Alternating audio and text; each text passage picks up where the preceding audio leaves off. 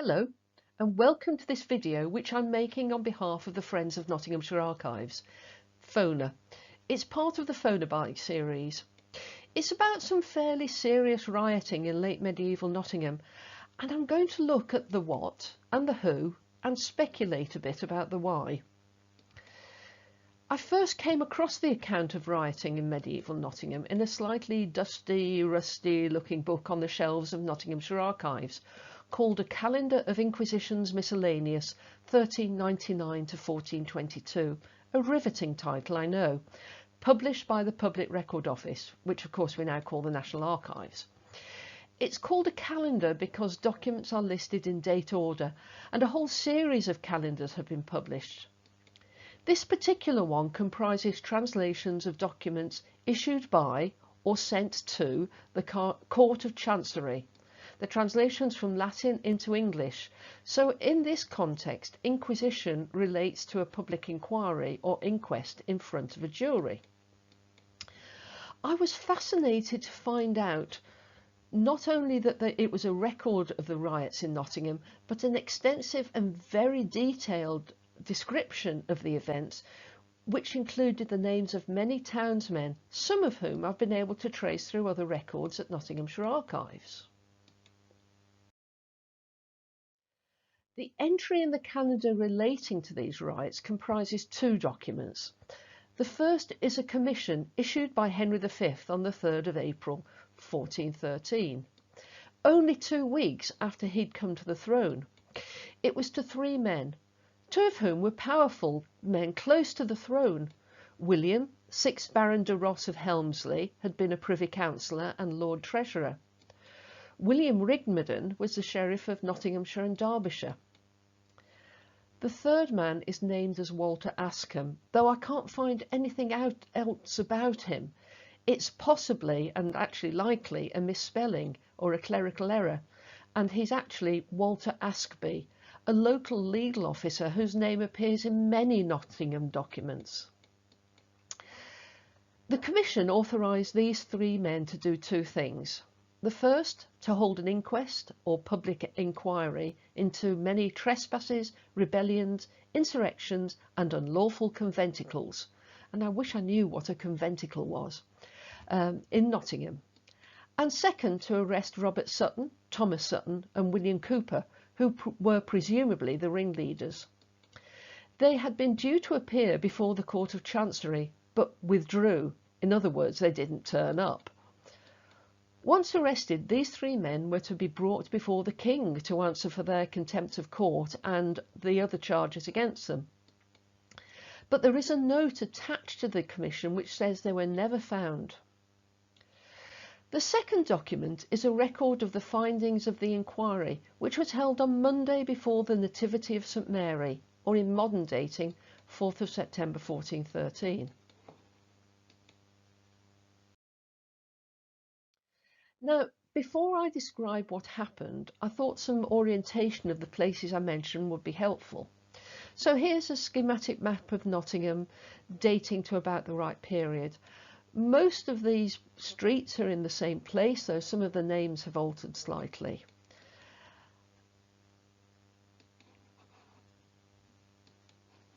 The riots themselves started at St Mary's Church over here. Other places mentioned are the Friars Minor here and the Carmelite Friary over here.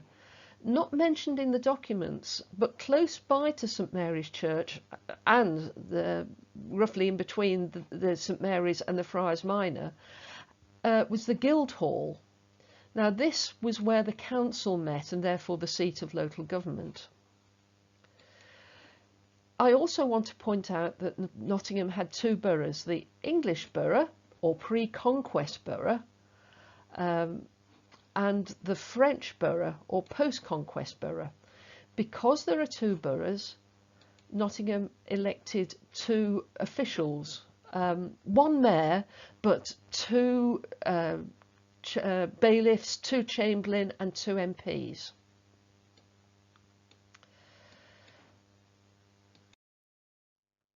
You'll have to excuse some of these pictures. It's not easy to get good pictures of medieval men.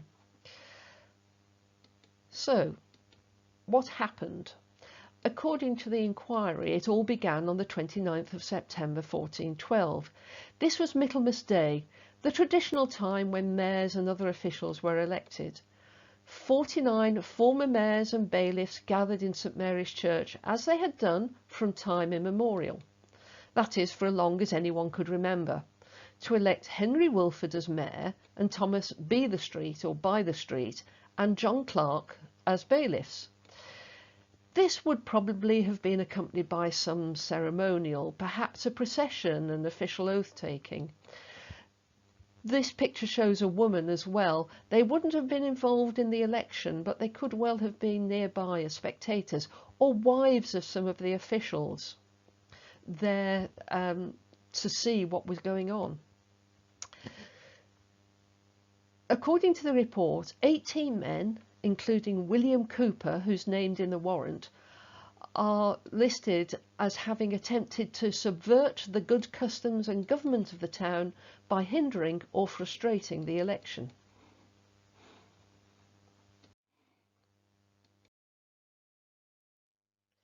They were accompanied by a great multitude of evildoers, more than 100, armed in the manner of war with corselets, pallets, basellards, poleaxes and other arms. Now, a corselet, I think, was a breastplate, and a pallet protected the armpit, and this of course is a poleaxe and a baselard. Quite ferocious weapons, really. It must have been quite a terrifying sight.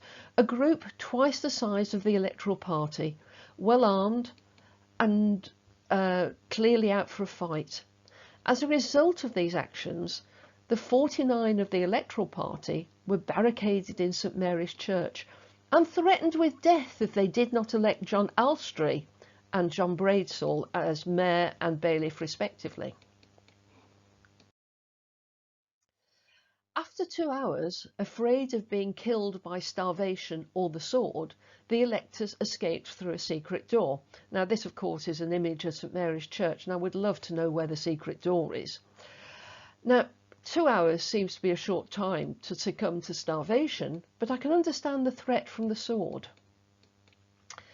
Eventually, Henry Wilford, the mayor, emerged, and according to report, this was from the church, but as they were supposed to have escaped, it may have been from the Guildhall, which, if you remember the map, was close by.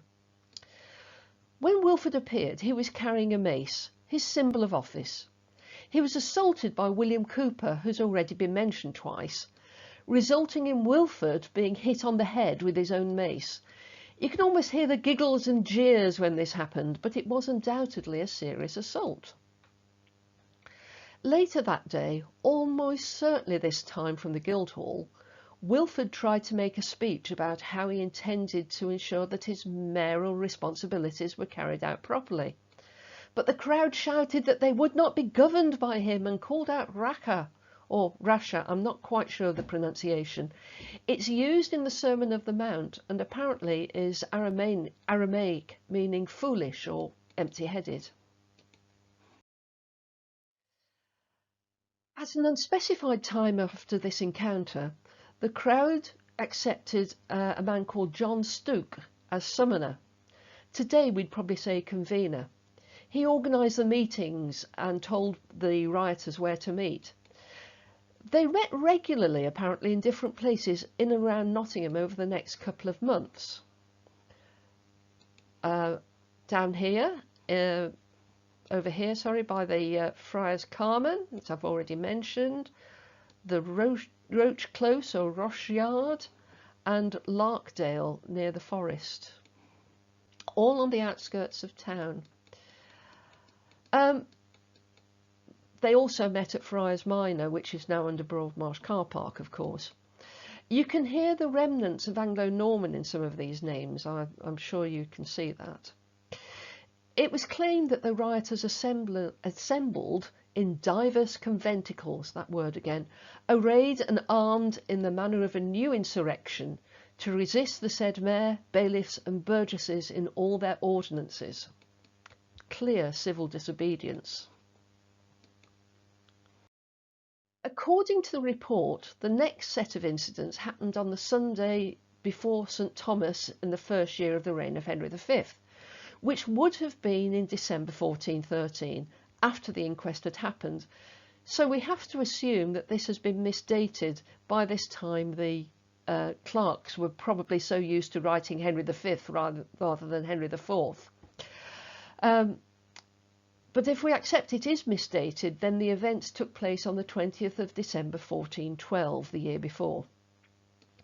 The ringleaders gathered with many other unknown evildoers at the Friars Minor, and again they agreed that they would not obey the mayor and bailiffs.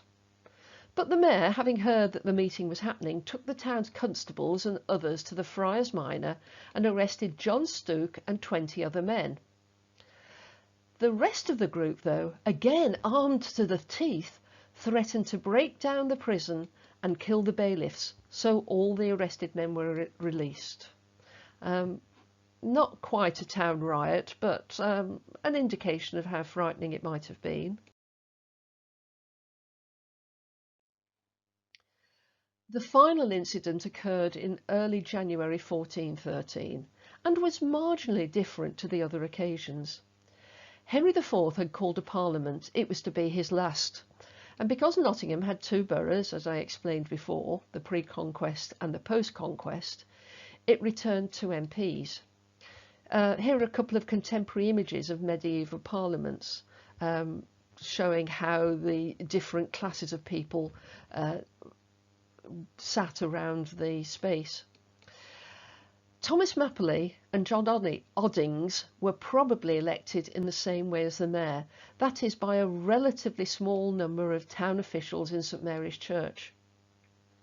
Yet again an armed multitude gathered and refused to accept the election, demanding that Robert Sutton, one of the men named in the arrest warrant, should be elected as their representative. If the events of the previous year had been frightening, then this must have been really terrifying. An armed mob threatened the lives of everyone. They all fled, abandoning the mayor to the protesters. He claimed they chased him around town and threatened him like torturers, demanding the town seal so that they could officially seal the election return themselves with their own candidate. The mayor tried to take refuge in John Oddings' house, but Oddings wouldn't let him in for fear of the said evildoers. So that in the end the mayor had to grant all the demands in order to save his life. Now, according to the History of Parliament website, Oddings did not take up his seat at that parliament, so it looks as if it wasn't elected, and Nottingham was perhaps only represented by one MP.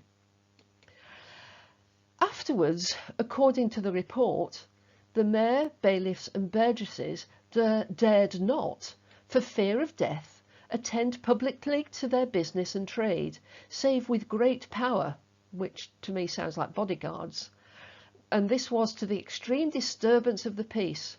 So this is a really serious situation, as all normal business and local government life seems to have ceased to function. Interestingly, in another published calendar, this time the calendar of the Close Rolls of Henry V, Volume 1, there are two related entries, one dated 27th of April 1413 and one the 1st of May 1413, so in between the warrant being issued but before the inquest happened.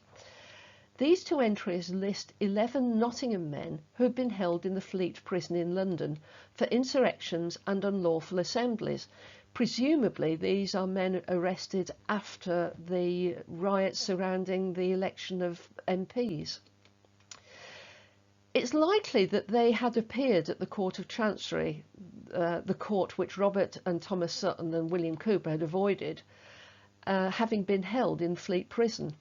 Now, I rather like this picture, which is an image of the Court of Chancery, and you can probably make out from the detail here that all the prisoners in the foreground are wearing leg irons, and some of them don't have trousers either.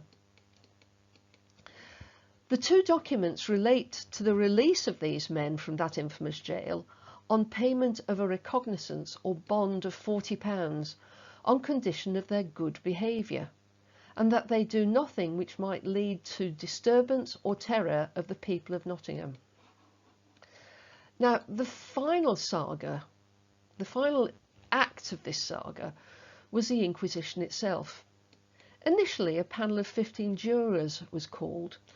Unlike today's juries, which are meant to be objective and unconnected with the case, medieval jurors were expected to know the events and people involved and to have witnessed the events. One of the rioters, Ralph Bottler, tried to find out who would be making accusations by writing down the names of all the jurors so that he could warn the ringleaders, but he was found out, and a new jury was called, this time with only 12 men. So the report of the riots exists in duplicate, except for listing different jurymen.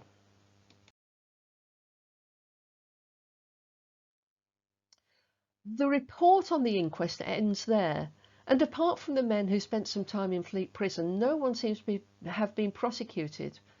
But maybe having the inquest was enough to stifle opposition, combined with the threat of the Fleet Prison. So who were the people? I've mentioned some names, but here are some more. I'm going to start with the juries, and as I said, they were meant to know what had happened and who was involved. So this is the first jury, the one that was stood down because it was potentially compromised. In total, it comprised 2 former mayors and 1 future mayor, at least 4 former bailiffs and 3 future bailiffs.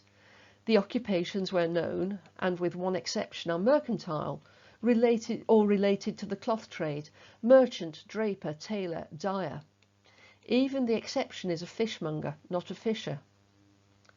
At least 6 of these men would have been barricaded in St Mary's Church and the focus of the Michaelmas riots. There are also 3 decennaries, a local name for constable, who may well have had to deal with the rioters. Lack of documentation means that I only have lists of decennaries from 1395 before the riots and 1413 to 14 after the riots, but at least 1 or 2 of these would have been involved in policing the streets. This is the second jury. It's similar to the first, though possibly slightly less distinguished. Nevertheless, half the jury would have been involved in the Michaelmas riots. And it's worth saying that one juror, Nicholas Alstree, was the son of the preferred alternate mayor, and he was also to go on to be father of another future mayor, members of a very important local family.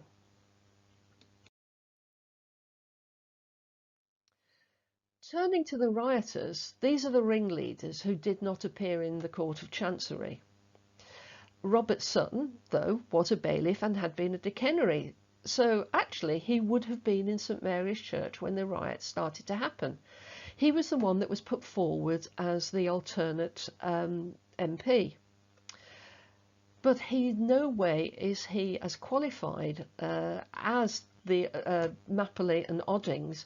Mapley, for example, was a lawyer and a major landowner. A suburb of Nottingham is named after his family, and he had been MP on several occasions. As I said, Robert Sutton is not in the same status. Thomas Sutton was probably Robert's younger brother, and William Cooper, according to my records, was a chapman or travelling salesman, so he may not even have been a burgess, though he probably was. The rioters who were named for their involvement in the Michaelmas Day events, they hardly appear in Nottingham's records at all. John Stoke, the summoner, is not listed unless he is John de Stoke, who's a burgess and a weaver. There's one decennary who also happened to end up in Fleet Prison. The rest are burgesses, and where we know the occupations, they're artisan, not mercantile. so they don't have the same status as the jurymen, and some of them may not even be burgesses. It's possible they were apprentices just out for the good time. And these are the men who were released from Fleet Prison, bound over to keep the peace. Again, they're burgesses, a couple of decennaries, and artisan occupations on this occasion associated with leatherworking.